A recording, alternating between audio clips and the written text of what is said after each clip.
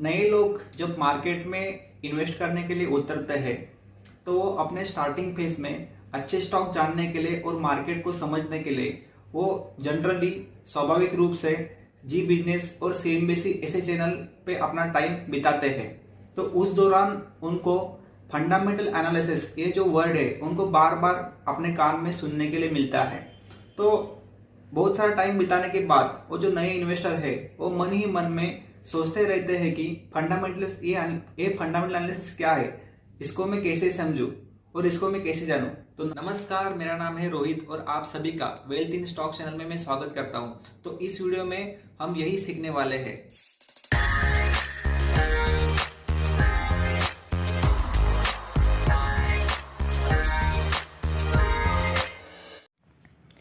चलिए अब देखते हैं फंडामेंटल एनालिसिस। फंडामेंटल एनालिसिस का सबसे इम्पोर्टेंट पार्ट होता है हर एक कंपनी का प्रॉफिट एंड लॉस स्टेटमेंट को समझना। अब ध्यान से सुनिएगा, प्रॉफिट एंड लॉस स्टेटमेंट यह 10 इम्पोर्टेंट चीज़ों से बनता है। फर्स्ट है सेल्स, सेकंड है एक्सपेंस, थर्ड है ऑपरेटिंग प्रॉफिट, फोर्थ है ओपीएम इन परसेंटेज, फिफ्थ है अदर इनकम, उसके बाद interest, depreciation, profit before tax, tax and net profit. यह 10 चीज़ें क्या होती है, इससे पहले हमें यह जानना होगा कि किसी भी कंपनी का प्रॉफिट एंड लॉस स्टेटमेंट पूरे साल भर के कार्यकाल का निकाला जाता है। तो चलिए अब हर एक पॉइंट को जान लेते हैं। चलिए फर्स्ट पॉइंट है सेल्स। तो यहाँ पे मैं यह सेल्स को आपको समझाने के लिए मैं यहाँ पे टेक्सटाइल कंपनी का एग्जांपल लेता हूँ। तो यह जो टेक्सटाइल कंपनी है, मान लो उस कंपनी ने एक साल में जितना भी रुपयों का कपड़ा या क्लॉथ्स मार्केट में बेच के जो पैसा उनको हाथ में मिला है, तो उस पैसों को हम उस कंपनी का सेल्स बोलेंगे।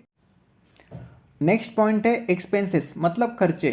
किसी भी कंपनी को हमें चलाना है तो उस कंपनी को चलाने के लिए हमें एम्प्लॉयज़ की ज़रूरत होगी। तो उन एम्प्लॉयज़ को कंपनी को टाइम टू टाइम सैलरी पे करनी होगी। इसी तरह कंपनी को time to time electricity bill, water bill भी पे करना पड़ेगा। और कंपनी को प्रोडक्ट बनाने के लिए जो भी कच्चा माल, रॉ मटेरियल जो लगेगा वो खरीदना पड़ेगा। इसी तरह जो जो खर्चे एक कंपनी चलाने के लिए उठाने पड़ते हैं, करने पड़ते हैं, उन सभी खर्चों को हम एक्सपेंसेस कहते हैं। नेक्स्ट पॉइंट है ऑपरेटिंग प्रॉफिट। यह निकाला जाता है सिंपल कैलकुलेशन करके, कंपनी की सेल्स अमाउंट माइनस कंपनी का एक्सपेंस। यहाँ पे हम एज्यूम कर लेते हैं कि एक टेक्सटाइल कंपनी ने साल भर में अपना प्रोडक्ट बेच के 100 करोड़ का सेल्स किया और उसके अगेंस्ट में 15 करोड़ का कंपनी ने एक्सपेंस किया, तो उनका ऑपरेटिंग प्रॉफिट बनेगा 50 करोड़ रुपीज़। नेक्स्ट पॉइंट है ओपीएम इन परसेंटेज। अभी हमारे पास ऑपरेटिंग प्रॉफिट है और सेल्स की अमाउंट है, तो ओपीएम इन परसेंटेज यह रहेगा कि operating profit divided by sales into 100। Next point है अदर इनकम। देखिए, जिस कंपनी के पास ज़रूरत से ज़्यादा पैसा पड़ा होता है तो वह कंपनी उस पैसों को bank FD, government bonds, mutual fund, stock market and land in जैसे क्षेत्रों में अपना पैसा इन्वेस्ट करती है। तो उन सोर्स से जो कंपनी को एक्स्ट्रा इनकम होता है तो उससे हम उस कंपनी का अदर इनकम कहते हैं। नेक्स्ट पॉइंट है इंटरेस्ट। देखिए, जब किसी कंपनी को ग्रो करना रहता है, अपनी प्रोडक्शन कैपेसिटी को एक्सपांशन करना रहता है, या नए प्रोजेक्ट या नए प्लांट्स लगाने रहते हैं, या ओल्ड टेक्नोलॉजी को निकाल कर नई टेक्नोलॉजी लगानी रहती है, तो वह कंपनी को बड़ी मात्रा में पैसों की ज़रूरत होती है। अगर किसी कंपनी के पास खुद का पैसा या खुद का फंडिंग है तो ठीक है, अगर वो नहीं है तो उनको फंडिंग के लिए बैंक से लोन उठाना पड़ता है। तो जो कंपनी ने लोन लिया है उस लोन पर कंपनी को जो सालाना इंटरेस्ट पे करना पड़ता है वो इस पॉइंट के अंदर आ जाता है। नेक्स्ट पॉइंट है डिप्रिसिएशन। डिप्रिसिएशन मतलब किसी एक चीज़ का समय के साथ मूल्यांकन कम होना या उस चीज़ की वैल्यूएशन घटना। मान लो आपने आज की डेट में एक 5 लाख की कार ली है, अगर उसको आप 5 साल के बाद बेचोगे तो हो सकता है कि आपको उसके 50% ही प्राइस मिले या 50% आपको कम प्राइस मिले। तो यहाँ पे आपको 2.5 लाख कम मिलेंगे आपके ओरिजिनल प्राइस से। तो यहाँ पे जो आपका 2.5 लाख का लॉस हो रहा है, जो आपको 2.5 लाख कम मिल रहे हैं, यह आपकी उस कार की डिप्रिसिएशन की वैल्यू होगी। नेक्स्ट पॉइंट है पीबीटी, मतलब प्रॉफिट बिफोर टैक्स। जैसे कि इसके नाम में ही बताया है, गवर्नमेंट को टैक्स पे करने से पहले का कंपनी का प्रॉफिट। नेक्स्ट पॉइंट है टैक्स। यह होता है कि जो भी कंपनी ने प्रॉफिट कमाया होता है उसके ऊपर गवर्नमेंट के स्लैब के हिसाब से उस कंपनी को टैक्स पे करना पड़ता है, गवर्नमेंट को टैक्स देना पड़ता है। प्रॉफिट एंड लॉस स्टेटमेंट का लास्ट पॉइंट है नेट प्रॉफिट। देखिए, बैंक को इंटरेस्ट और गवर्नमेंट को टैक्स देने के बाद और डिप्रिसिएशन की अमाउंट निकालने के बाद जो अमाउंट कंपनी के हाथ में आती है, जो फाइनल अमाउंट कंपनी के हाथ में आती है, उसे हम नेट प्रॉफिट कहते हैं। तो देखिए कितना आसान है प्रॉफिट एंड लॉस स्टेटमेंट का हर एक पॉइंट को समझना। तो यहाँ पे हमने हर एक पॉइंट को थियोरेटिकली समझा, लेकिन अब बारी आती है इसको प्रैक्टिकली समझने के लिए। तो हम यहाँ पे देखेंगे, यहाँ पे हम देखने वाले हैं एक ब्रिटानिया कंपनी का प्रॉफिट एंड लॉस स्टेटमेंट, और उसको समझेंगे कि कैसे इसको पढ़ते हैं। आपको किसी भी कंपनी का balance sheet, profit and loss statement और क्वार्टर रिजल्ट देखना है तो आपको यह सब चीज़ें screener.in इस वेबसाइट पे मिल जाएंगे। यहाँ पे मैंने गूगल ओपन करके screener.in मैंने सर्च किया है।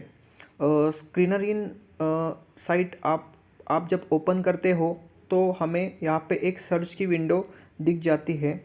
तो इस विंडो में हम जिस कंपनी का प्रॉफिट एंड लॉस स्टेटमेंट देखना चाहते हैं वहाँ पे उस कंपनी का नाम हम यहाँ पे टाइप करेंगे। तो यहाँ पे मैं ब्रिटानिया कंपनी का नाम टाइप करने जा रहा हूँ।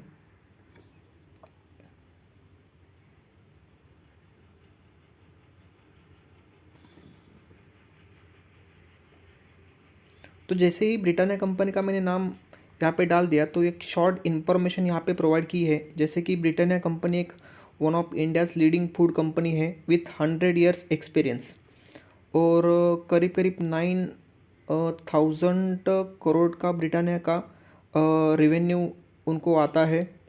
और इनके कुछ प्रोडक्ट का नाम भी उन्होंने यहाँ पे दिया है, जैसे कि good day biscuit, tiger, NutriChoice, milk biscuit, marigold, ये उनके टॉप अच्छे खासे ब्रांड है।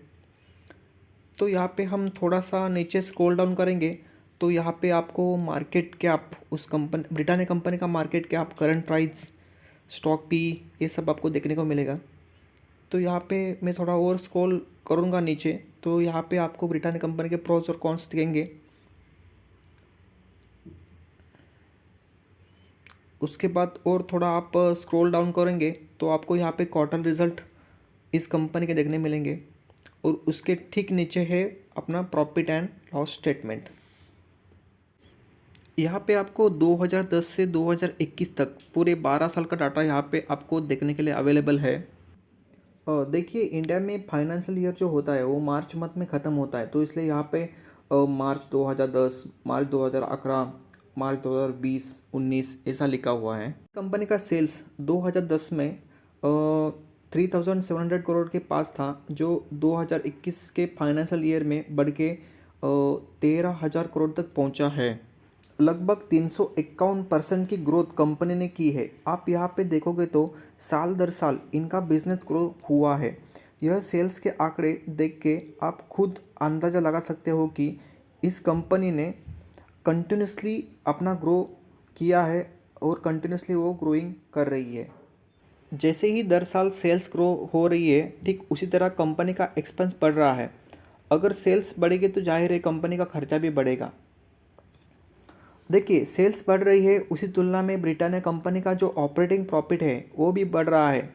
वह 156 करोड़ से लेके 2229 करोड़ तक बढ़ा है। यह भी बहुत ही अच्छी बात है। यहाँ पे आप मार्च 2015 से देखेंगे, मार्च 2014 या 15 से देखेंगे तो कंपनी का जो एक्सपेंस है उसमें कमी आई है। इसके कारण जो कंपनी का ऑपरेटिंग प्रॉफिट है वो थोड़ा यहाँ से बढ़ता हुआ दिख रहा है। इसके पीछे रीज़न हो सकता है कि कंपनी ने फूड प्रोडक्शन करने के लिए अच्छी एफिशिएंसी वाली मशीनरी और नई टेक्नोलॉजी का यूज़ किया होगा, कि जिस कारण उनकी लागत कम हुई है और सेल्स बढ़ा है। जैसे कि हमने अदर इनकम इस पॉइंट के अंडर में हमने देखा था कि कंपनी किस प्रकार अदर इनकम से अपना पैसा अर्न करती है, ठीक उसी तरह ब्रिटानिया कंपनी ने भी अच्छा खासा अदर इनकम बाकी बाकी जगह पे इन्वेस्टमेंट करके अच्छा खासा इनकम उन्होंने यहाँ पे जनरेट किया। उसके बाद है इंटरेस्ट। जो ब्रिटानिया कंपनी का जो भी लोन रहेगा उसके ऊपर कंपनी ने कितना इंटरेस्ट दिया यहाँ पे उन्होंने शो किया है। नेक्स्ट पॉइंट, डिप्रिसिएशन में उनकी जो भी इंडस्ट्री में जो मशीनरी है, जो भी उनकी प्रॉपर्टीज़ है, जो भी उनकी टेक्नोलॉजी है, तो उनमें समय के साथ जितना भी वैल्यूएशन कम हुआ है तो वहाँ पे जो जिस अमाउंट में कम उनकी वैल्यूएशन हो गई है वो यहाँ पे उन्होंने डिप्रिसिएशन में हमको दिखाई है। नेक्स्ट है प्रॉफिट बिफोर टैक्स। तो गवर्नमेंट को टैक्स पे करने से पहले ब्रिटानिया कंपनी का जो प्रॉफिट रहेगा वो यहाँ पे उन्होंने शो किया है। उसके बाद है टैक्स। तो गवर्नमेंट का जो भी स्लैब रहेगा उस स्लैब के हिसाब से उन्होंने कितना परसेंटेज टैक्स पे किया है, तो इसका विवरण यहाँ पे उन्होंने टैक्स के पॉइंट के अंदर यहाँ पे हमको उन्होंने दिखाया है। ब्रिटानिया कंपनी ने गवर्नमेंट को टैक्स देने के बाद बैंक का जो लोन है उसका इंटरेस्ट पे करने के बाद और डिप्रिसिएशन की जो भी अमाउंट है उसको माइनस करने के बाद जो ब्रिटानिया कंपनी के हाथ में जो पैसा आया है तो उसको यहाँ पे उन्होंने नेट प्रॉफिट के पॉइंट में दिखाया है। तो यहाँ पे हमने देखा ब्रिटानिया कंपनी का शानदार प्रॉफिट एंड लॉस स्टेटमेंट और परफॉर्मेंस। तो ऐसे ही और लर्निंग वीडियोस पाने के लिए प्लीज़ हमारा channel like, share and subscribe कीजिए। यह वीडियो देखने के लिए आप सभी का धन्यवाद।